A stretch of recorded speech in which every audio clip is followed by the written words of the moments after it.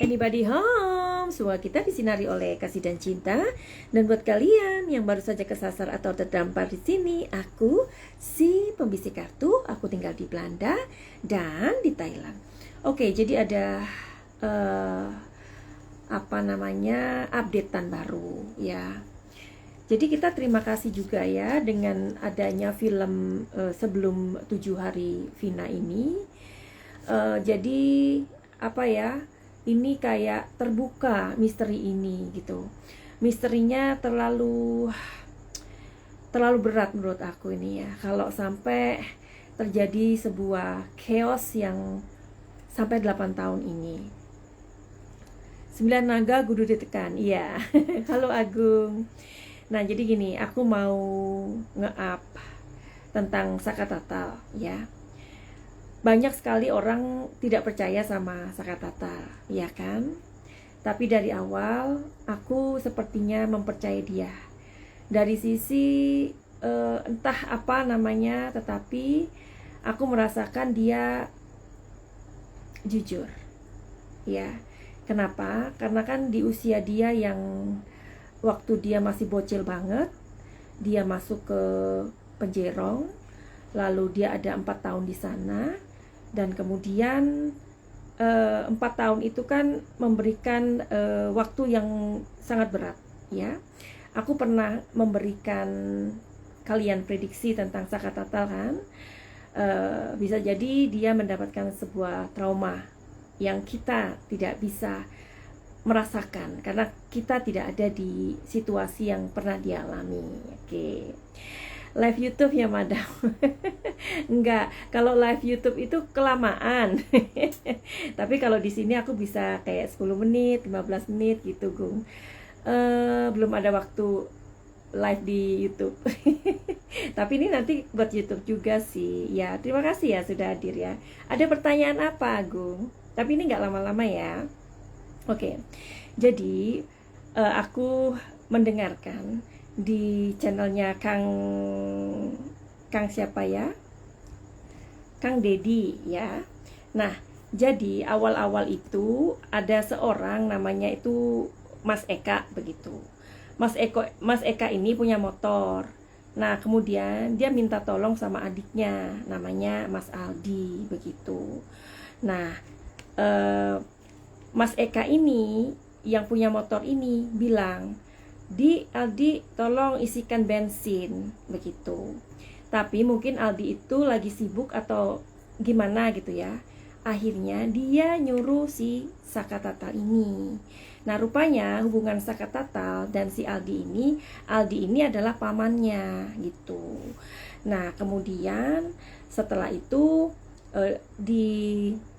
dibantulah sama si Sakatatal ini untuk mengisi bensin. Nah, ternyata si Sakatatal ini dia bersama dengan seorang lain namanya Mas Sadikun gitu. Tapi kayaknya tuh ada beberapa orang lagi.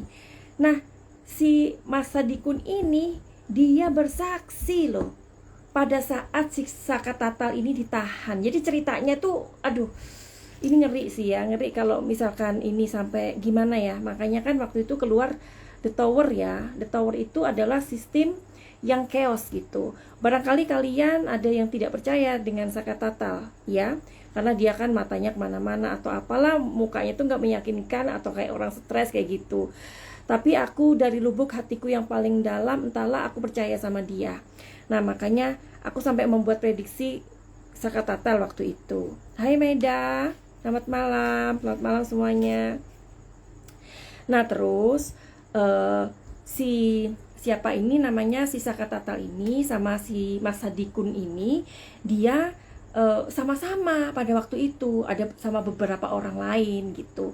Nah, Aldinya kemana nggak tahu karena si Aldi ini kan nyuruh si Sakatatal ini.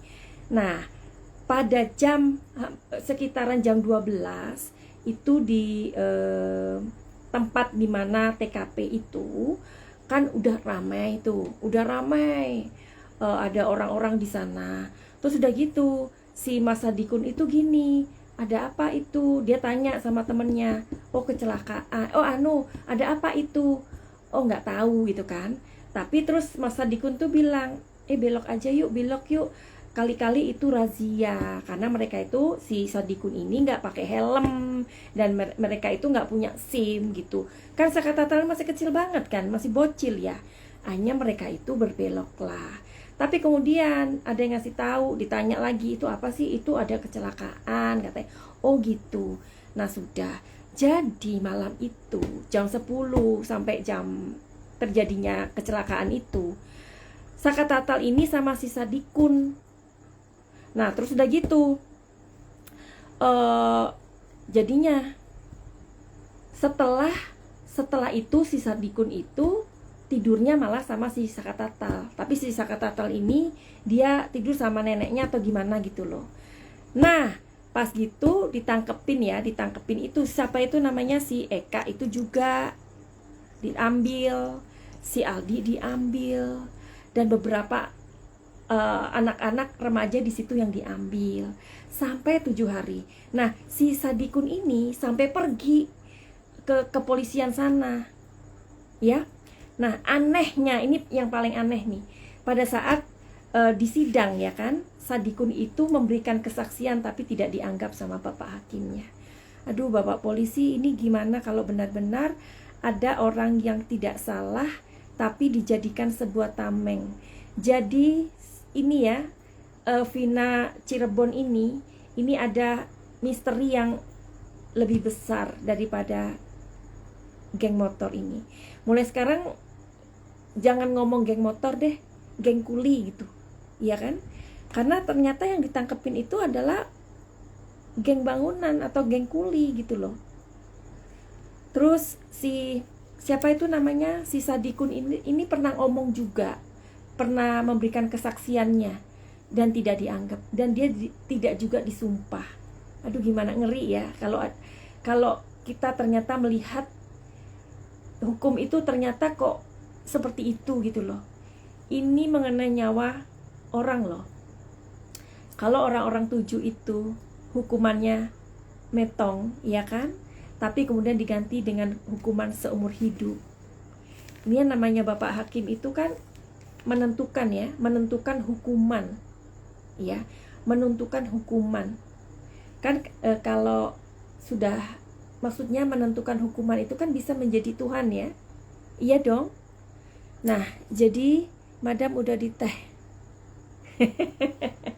enggak, karena aku mau nonton Netflix jadi aku nggak bisa lama-lama gitu Gum. Kalau di YouTube itu kan aku sampai 1 jam 2 jam ya, mimiren, lambeku mimbiren, tahu nggak mimiren? Mbak Kristina Wijoyo, madam, sekarang kok kejahatan dianggap down, sekarang terbuka, karma itu cepat ya. Iya, jadi gini ya, aku mengingatkan, ini remind myself also ya, reminder gitu. Jadi karma itu memang ada. Jadi kalaupun kita melakukan sesuatu kejahatan, terus kita berusaha untuk ignore atau apa, aduh jangan deh, karena memang karma itu ada. Karma itu kan tabur tuai sih ya. Nah jadi gini ya, aku ini mau cari tahu juga, karena gini, ada yang aneh juga ya. Udah, kita ngomongin Sakatatal udah ya, udahannya. Tapi aku akan mencari tahu di sini ya. Oke. Karena kan menurut katanya Mas Sadikun ini, si Sakatatal itu berada sama dia malam itu ya, 8 tahun yang lalu ya. Tahun 2016. Jadi kita terlempar di tahun itu ya. Oke. Ya. Jadi ini kondisinya Sakatatal ya.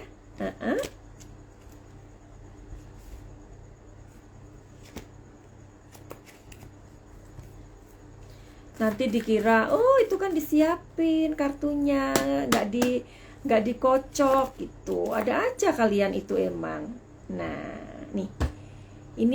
Ini Sakatatal. Ya. Dia ada di situasi yang menjebak dia. Nah, jadi ya si Eka, Aldi itu kan ditangkap mereka tuh ya. Nah, dan ada beberapa orang lain, banyak remaja di situ, dan semuanya kuli bangunan gitu. Nah, terus setelah 7 hari itu, kalau nggak salah ya ceritanya kayak gitu, ada yang keluar tuh, dia nangis, dia lapor sama si Sadikun. Terus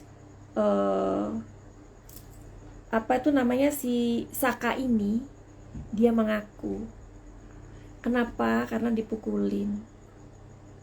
Nah, ada juga pengakuan dari siapa ya waktu itu ya, pokoknya orang yang inilah ya, yang berseragam gitulah. Maksudnya ditanyain, emang harus dipukulin ya? Tapi yang dulu itu memang iya, tapi setelah dirubah ya kan undang-undangnya itu tidak. Tapi gimana? Repot juga ya sebenarnya, menjadi polisi itu juga sulit sih ya. Kalau nggak dipukuli nanti nggak ngaku. Tapi ini kalau misalkan andai kata yang 7 orang itu juga salah tangkap, lalu bagaimana dong? Masa salah tangkap bisa sampai segitu banyak? Iya kan? Aduh, ngeri aku. Nih, ya ini Saka Tatal.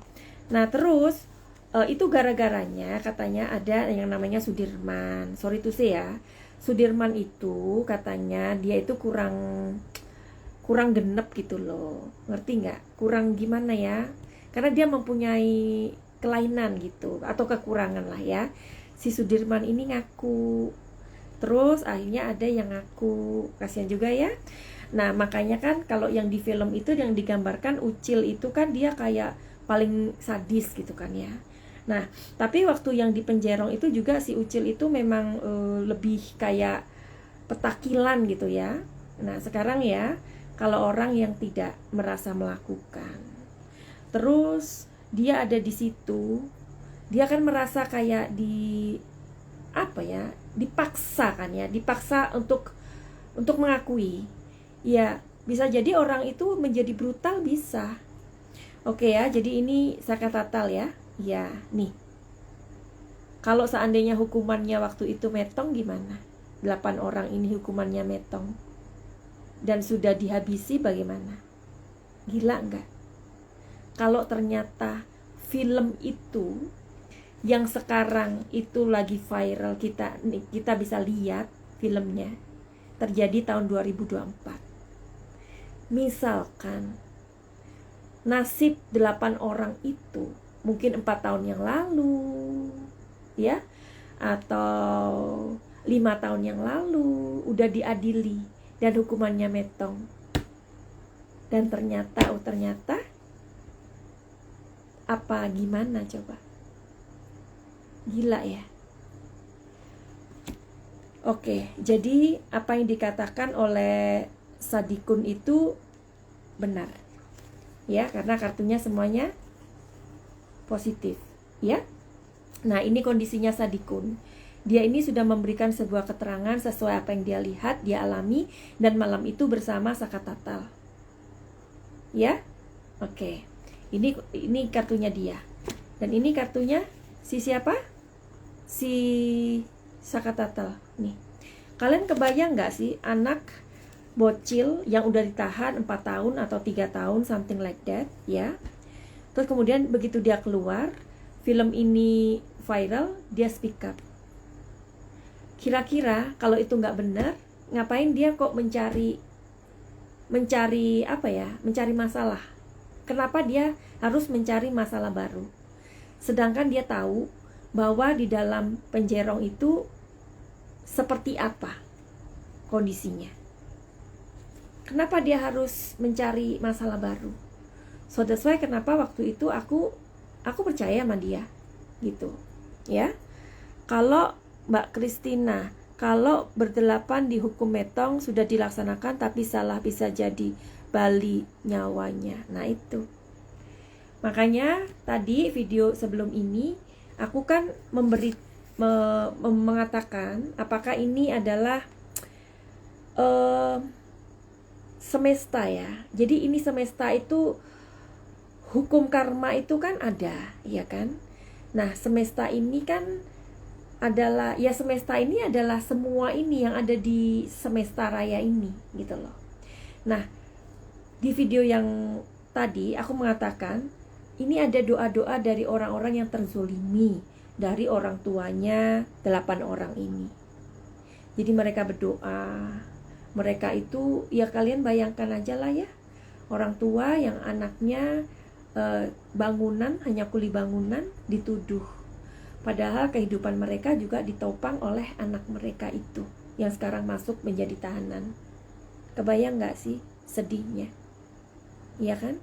So that's why mereka itu berdoa, ya, bertasbih lah setiap hari. Dan itulah yang terbaca oleh langit. Dan orang yang membuat film itu, ya bisa jadi adalah perpanjangan tangan Tuhan. Iya kan? Aduh, ngeri ya. Oke, jadi ini gimana nasib 7 orang ini? Ya, kita lihat ya, nasib 7 orang ini. Apakah mereka akan dilepaskan?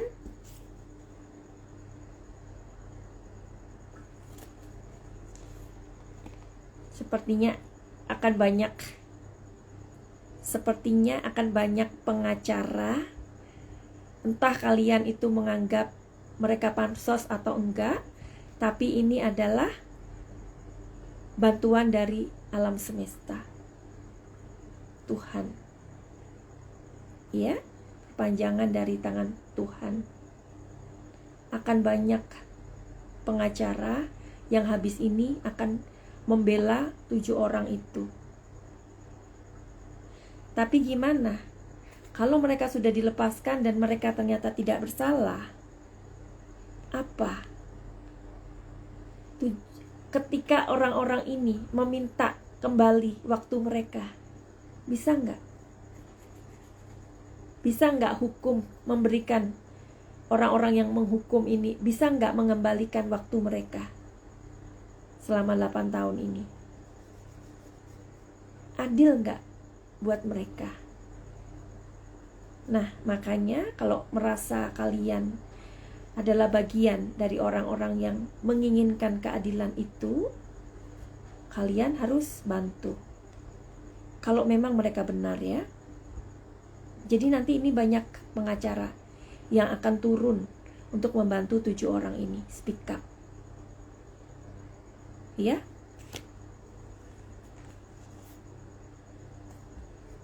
Dan meminta keadilan untuk melepaskan 7 orang ini.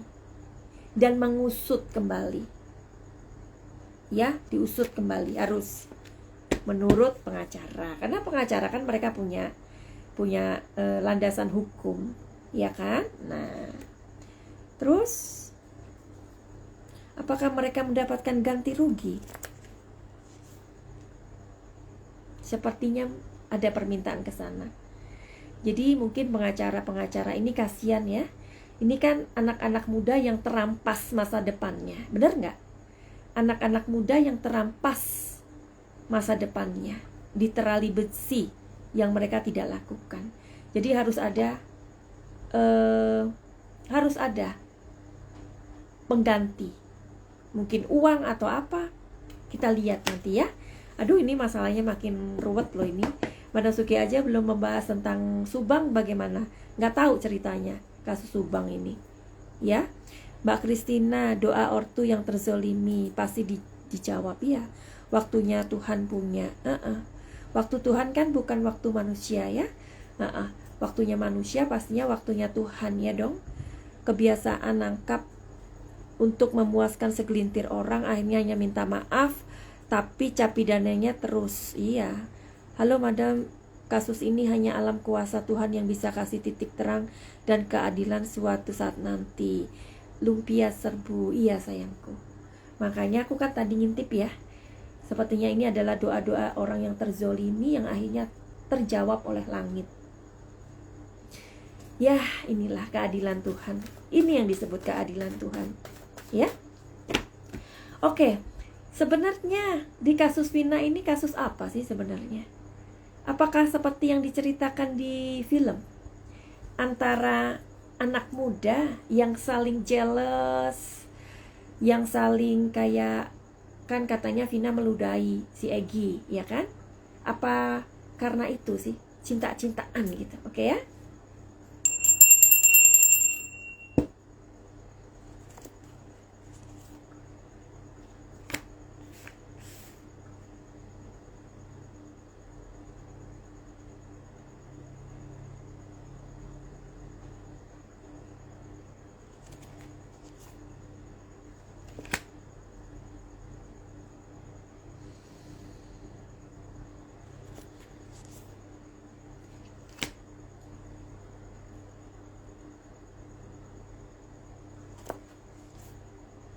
Ya. Aku pernah membuat video. Videonya itu mengenai sebuah prediksi, ya, adanya sebuah pesta. Pesta di mana Eki dan si Vina ini diajak. Ya. Oke. Jadi sepertinya memang masih di situ sih ketariknya. Karena gini kan, ternyata bapaknya Eki itu adalah seorang kanit narkoboy. Kanit loh ya. Nah, kan ada desas-desus di luar sana. Barangkali ada yang tidak suka sama papanya si Eki ini, atau masalah apalah ya mengenai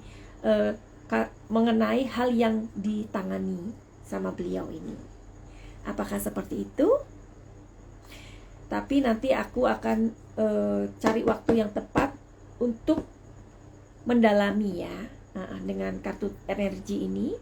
Apakah kesana? Kalau sekarang aku belum ada waktunya. Tapi memang kalau di kartuku yang ini sama dengan kartuku yang waktu aku memberikan prediksi ya, yang beberapa hari yang lalu itu. Jadi ini adalah kenakalan remaja sih. Kenakalan remaja yang kemudian mereka memakai sesuatu yang akhirnya, prediksi ya ini ya, disclaimer ya, yang akhirnya mereka kehilangan kendali. Masih seputar itu. Oke, jadi apa nih? Tuhan tidak tinggal diam dan selalu ada, kata Mbak Kristina. Iya Mbak, betul. Ya itulah yang disebut tabur tuai, iya kan? Kita, karena hidup itu adalah pilihan sih. Mau jadi jahat monggo, mau jadi orang yang bagaimanapun terserah. Mau jadi orang baik monggo, mau jadi orang jahat monggo, jadi orang setengah-setengah monggo, jadi orang munafik monggo, mau menjadi orang yang mengambil haknya orang lain monggo, terserah. Tapi nanti pembalasannya di belakang. Dan itu memang kita imani, iya ada. Ya. Oke, jadi buat kalian yang mau reading tarot sama Madam Suki, silakan aja DM. Dan nanti kalau misalkan late respon, mohon di ini ya, mohon menunggu ya, karena aku kadang sibuk itu. Oke, terus kalau misalkan kalian konsultasi nanti ada hal-hal yang memang masalahnya sulit, aku arahkan untuk mengikuti program pakai cahaya ya. Program pakai cahaya itu adalah program penyembuhan ya. Jadi buat kalian yang mempunyai inner child yang terluka, terus kalian yang mempunyai trauma atau gangguan pikiran atau gangguan emosional, silakan untuk bertanya sama aku ya. Tapi kalian kalau bisa datang dulu aja ke psikolog ya, karena nanti biar diketahui dulu. Tapi kalau misalkan pengen pengen untuk alternatif yang terakhir, bisa datang ke Madam Suki. Oke? Jangan lupa untuk mampir di YouTube aku, Madam Suki. Dan aku punya satu YouTube lagi namanya Madam Yuhu ya. Kalian boleh datang ke sana. Terima kasih buat yang sudah hadir di sini. Mudah-mudahan keadilan benar-benar terjadi. Karena di sini lambangnya justice ya. Jadi keadilan harus benar-benar ditegakkan. Jangan sampai ada yang tidak bersalah tetapi dikorbankan. Ya. Karena ingin kasus ini cepat-cepat selesai, jadinya menangkap orang-orang yang tidak terlibat dalam masalah itu.